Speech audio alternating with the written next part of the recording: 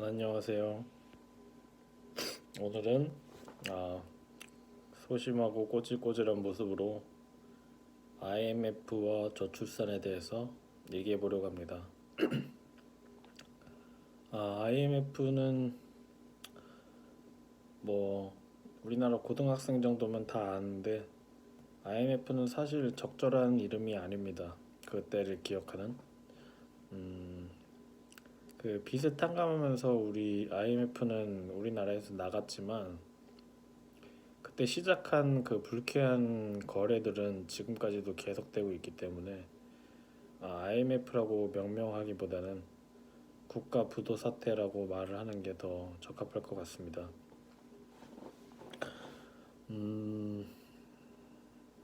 저는 이 국가 부도 사태가 우리가 처한 사회적 갈등이라든가 저출산 문제의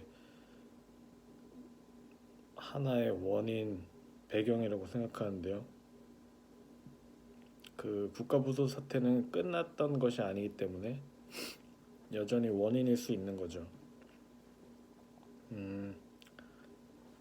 이제 저출산에 관해서 그 국가 부도 사태의 맥락 하에서 배경에서 생각해 보면 우리는 그 생명에 대해서 직관이나 선택도 없고 분석과 합리화만 난무하고 있습니다. 어떤 사람은 딩크족이라는 얘기를 하면서 우리는 생명에 대해서 직관과 선택을 했습니다 라고 말할 수도 있겠는데요.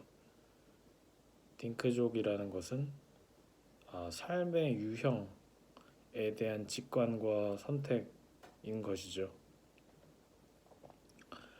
그 직관과 선택에서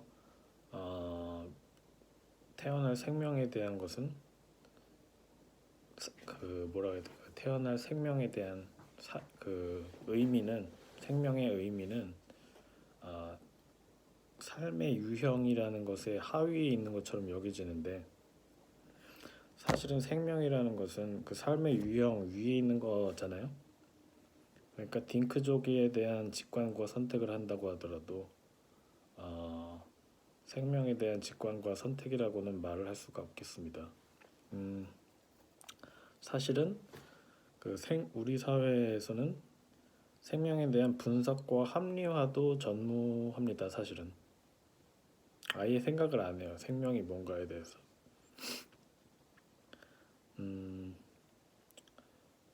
그러한 상태는 되게 대통령을 뽑는 사람들의 그 생각 방식 수준이랑 동등한 것으로 보입니다.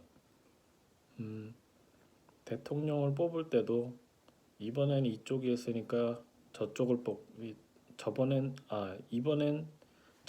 이쪽이 했으니까 이번에는 저쪽을 뽑아야겠다 라는 논리라든가 아니면 집값이 올랐으니까 망쳐놨으니까 정권 실패다. 대략 한 줄 정도로 요약되는 논리에 따라서 대통령을 뽑는데요. 애국하기 위해서 아이를 낳을 수는 없다 라는 그 한 줄의 강력한 논리에 따라서 자기 미래에 자식을 낳을지 안 낳을지에 대해서 판단하는 것입니다. 그러니까 그 둘은 동등하다고 볼 수 있죠, 수준이.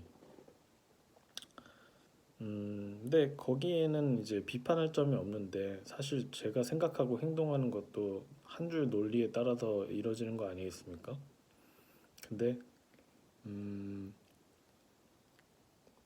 대통령의 예로 들면 대통령 후보에 대해서 자기가 지지하는 이유가 있죠. 그러니까 지지라기보다는 이 사람이 되어야 하는 이유에 대해서 자기가 생각을 하고 있을 겁니다. 한 줄짜리를. 근데 그러는 와중에 제가 비판하고 싶은 지점은 반대 진영의 사람이 대통령이 되어야 하는 이유에 대해서는 단 한 줄도 논리를 작성을 하지 않기 때문에 생각조차 하지도 않는 거죠.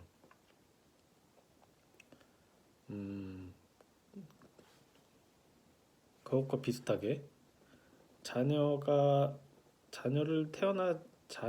낳지 않기로 결심하는 사람들은 자녀가 세상에 나와야 되는 이유에 대해서 한 줄에 자신의 생각도 덧붙이지 않는 것입니다. 거기가 제가 비판할 점이고요. 그러는 와중에 뭐 진화론적인 선택이다, 저출산이, 아니면 뭐 당신은 특별하다, 그러니까 진화론적이다라는 얘기는 엄청 거대하고 거창한 얘기가 내 생각을 지지하고 있다, 아니면 당신 민주주의의 주인은 당신이다, 당신은 특별하다, 그런 달콤한 말들에 자신의 판단이 옳다고 믿는 거죠.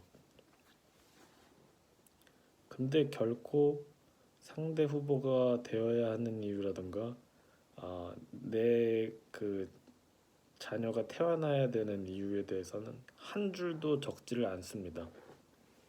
그게 좀 신기한 것 같습니다. 이상입니다.